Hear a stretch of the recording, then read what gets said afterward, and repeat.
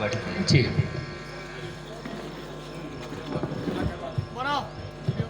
जूता कहाँ उठा है? नहीं उधर जा रहा है। जूता क्या? माँ सरस्वती को फिर से मैं प्रणाम करता हूँ। हमारे आदरणीय गुरुदेव रामकृष्ण तिवारी जी तो इस समय उनको बहुत अच्छा संचालन कर रहे हैं। संतोष जी ने पढ़ा भगवान राम के विषय में मैथिलीश्वर गुप्त ने कहा है कि राम तुम्हारा चरित्र स्वयं काव्य है, कोई भी कवि बन जाए सहज संभाव्य है। वाह। एक कविता मैंने लिखी थी जो बहुत वायरल हुई थी, तो मैं वो आपको सुनाता हूँ। उससे पहले मैं 4 पंक्तियाँ सुनाता हूँ कि भगवान राम का जो जीवन है वो निश्चित रूप से एक ऐसा जीवन है जिसके विषय में एक सामान्य व्यक्ति कल्पना भी नहीं कर सकता। मैं 4 पंक्तियाँ गुरु जी सुनाता हूँ, आप भी पहली बार सुनेंगे। अरे हाँ जी। कि राम लिखे तर जाते हैं पत्थर, सिया लिखे तर जाते हैं प्राणी। राम कहे अभिवादन हो, सिया राम कहे बनती युग बाणी। अच्छा है। राम लिखे तर जाते हैं पत्थर, सिया लिखे तर जाते हैं प्राणी। राम कहे अभिवादन हो, सिया राम कहे बनते युग वाणी। सूरज के कुल सूरज राम तो, सिया विदेह के वंश का पानी। संयम त्याग की मूर्ति राम, सिया ममता की दया की निशानी। आरती गा तालियां आप न बजाइए, बहुत थक गए हैं, रात में 1 बज चुके हैं। 2 बज गए तो बहुत ज्यादा हो गया। तालियां बजाने वाली कविता भी नहीं है, और 4-5 लोग 10 लोग जो भी बैठे हैं यही बहुत है। कि आरती गा रघुनंदन की मन, आरती से सब पाप कटेंगे। आरती गा रघुनंदन की मन, आरती से सब पाप कटेंगे। जो कलिकाल के दैहिक दैविक भौतिक है त्रयताप कटेंगे।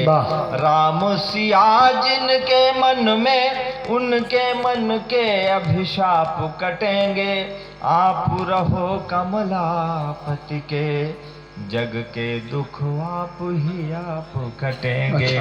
कि राम अखिलेश्वर अलौकिक अनादि अंत रोम रोम, राम में रमाई माता जानकी। अयोध्या में भगवान राम का मंदिर बन रहा है, और मेरा मानना है कि राम का मंदिर बन रहा है तो माता जानकी का भी मंदिर उतना ही भव्य बनना चाहिए। अच्छा है, वाह। इससे हम दुनिया में संदेश यह देंगे कि हम बहू और बेटे को एक समान दृष्टि से देखते हैं। हम ये बात तो करते हैं कि बहू और बेटी एक समान है, बेटी और बेटा एक समान है, लेकिन हमारी संस्कृति में, हमारी सोच में, हमारी सभ्यता में भी एक समानता दिखाई देनी चाहिए। वो नहीं दिखती है तो मैं इस बात का समर्थन करता हूँ कि राम, और देखो राम जी का और सीता जी का जो जन्म है और जो प्रयाण है वो एक समान है। जो एक समान है, दोनों की बराबरी समान है, तो दोनों को समाज में, सोच में, साहित्य में, संस्कृति में एक समान दर्जा देना चाहिए। सुना कि राम अखिलेश्वर अलौकिक अनादि अंत रोम रोम, राम में रमाई माता जानकी। राम अखिलेश्वर अलौकिक अनादि अंत रोम रोम, राम में रमाई माता जानकी। जगत पिता है रघुनंदन दुलारे, राम जगत जननी मेरी माई माता जानकी।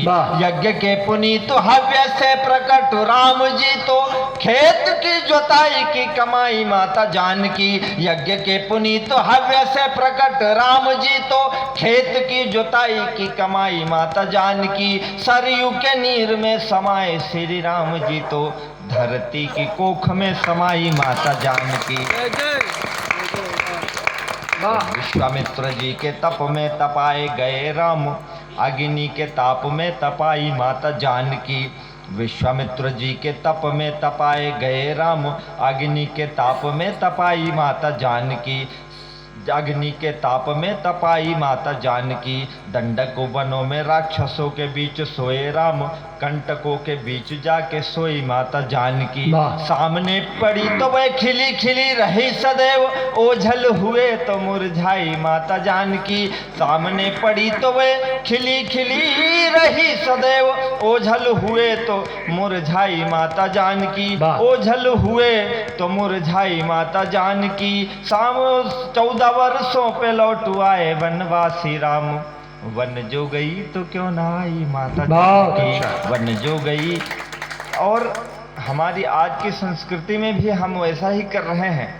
आडवाणी जी के रथ पे घुमाए गए राम, साथ साथ गई ना घुमाई माता जानकी। आडवाणी जी के रथ पे घुमाए गए राम, साथ साथ गई न घुमाई माता जानकी। सच जो कहूँ तो तुझे भाए हैं हमेशा राम, फूटी आंख कभी न सुहाई माता जानकी। फूटी आंख कभी न सुहाई माता जानकी। 14 वर्षों पे लौट आए वनवासी राम, वन जो गई तो क्यों न आई माता जानकी। वन जो गई तो क्यों न आई माता जानकी। बोल रही अयोध्या तुझसे करे गुहारिया की, योगी मोदी जी की दे दुहाई माता जानकी। बहुत अच्छा। बोल रही अयोध्या।